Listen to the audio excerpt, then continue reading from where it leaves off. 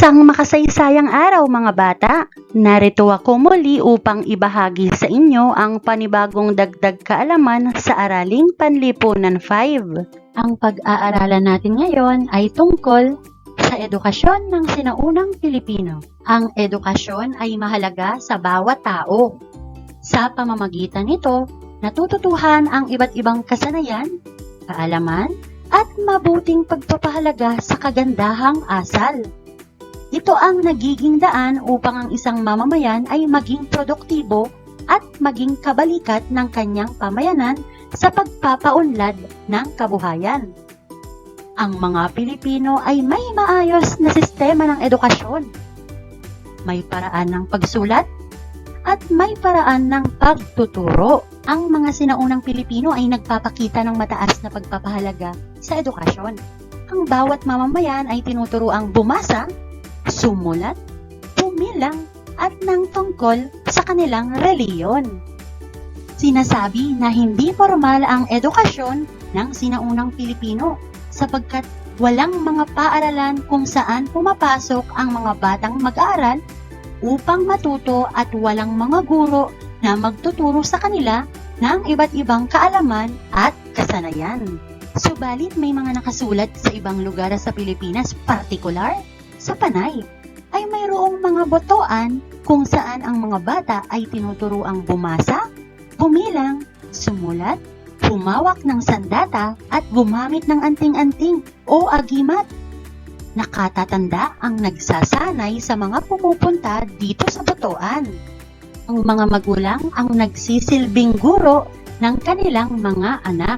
Sa edukasyon ng mga batang lalaki noong sinaunang panahon, sinasanay ng kanyang ama ang tungkol sa iba't ibang kasanayan tulad ng paglalayag, pagmimina, pagsasaka, pangangaso, pangingisda, at paggamit ng sandata upang kanyang matugunan ang kanyang tungkulin sa kanyang pamilya at tribu sa hinaharap. Ang mga batang babae naman ay sinasanay ng kanyang ina tungkol sa paghahabi, pagluluto, pananahi, at paghahayupan upang maging isang mabuting ina at asawa sa hinaharap. Mayroon ding sariling pamamaraan ng pagbasa at pagsulat ang mga sinaunang Pilipino. Ito ang baybayin. Sa baybayin, mayroon itong 3 patinig at 14 na katinig. Ayon sa mga mananalaysay, ang baybayin ay mayroong tuldok at kuwit na ginagamit upang maipakita ang pagbabago sa pagpapantig o pagbabaybay. Nakadepende sa kuwit o tuldok ang pagbabago ng tunog.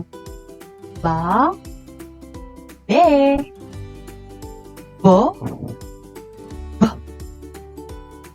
Halimbawa, kapag ang tuldok o kuwit ay nasa ibabaw ng titik baybayin, ang pagpapantig o pagbabaybay ay nasa baybay na e, o, i. Ang ka ay nagiging ke, o, ki. Kapag ang tuldok o kuwit ay nasa ilalim ng titik baybayin, ang pagpapantig o baybay ay o u, kaya ang ka ay nagiging ko o ku.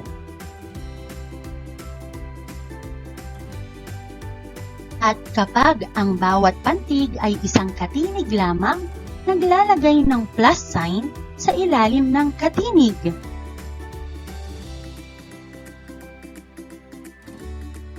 Ang pagbasa ay mula sa itaas pakaliwa, papuntang kanan.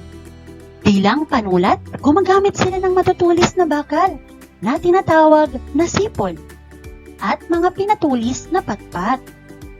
Ang kanilang sulatan ay mga dahon o balat ng puno. Sa pamamagitan nito, madaling nagkakaintindihan ang mga sinaunang Pilipino at naipapahayag nila ang kanilang mga saloobin at damdamin para sa isa't isa. Ayon pa sa mga mananalaysay, halos lahat ng mga katutubong Pilipino noon ay marunong bumasa at sumulat. Maraming salamat mga bata. Sana ay may natutunan kayo sa aralin natin ngayon. Hanggang sa muli, paalam!